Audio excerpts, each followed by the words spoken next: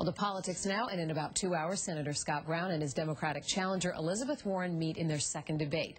A new WBUR poll shows the race too close to call. Warren 46, Brown 44, and that's, of course, within the margin of error. The radio station did this poll after the candidates met in their first debate, which was here at WBZ. WBZ political analyst John Keller is live at the Tsongas Center in Lowell tonight. John, big difference in this debate is that they have a live audience.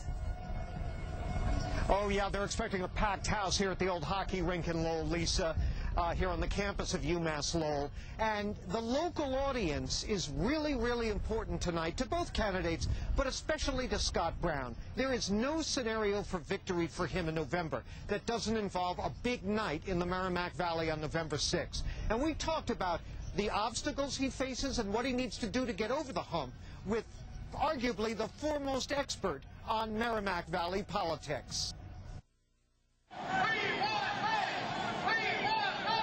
For Scott Brown, a winning scenario on Election Day includes a good night here in Lowell and its Merrimack Valley suburbs.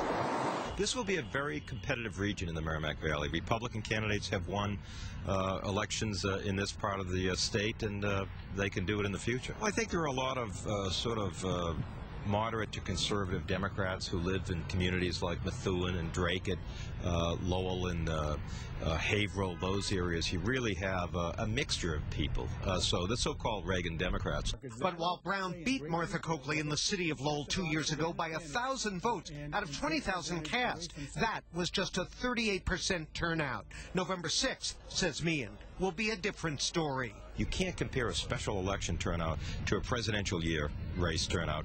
That's going to be one of the tough things for Senator Brown. The other thing is that it appears that Barack Obama is doing very, very well in Massachusetts. So what can Brown possibly do tonight to shore up his own base and keep the Democratic tide at bay? Her numbers have been getting better. What can he do to slow that train down? I think people genuinely like Scott Brown, and I think he has to come across as likable, but also come across as someone who's willing to be bipartisan. Of course, in the meantime, Elizabeth Warren and her campaign are running an expensive marketing campaign to convince people that Brown isn't as bipartisan as he says he is. That'll be a major key to tonight's debate. Coming up at 6, I'll run down some of the other keys as I see them to who might come out on top in this big second U.S. Senate debate. For now, live from Lowell, John Keller, at large, WBZ News. Lisa, back to you. It's perfect that it's usually a hockey rink, right, John? Oh, it's a great hockey rink, though. All right, we'll see you at 6 o'clock. You can watch tonight's debate online, streaming live on our website, cbsboston.com, from 7 until 8.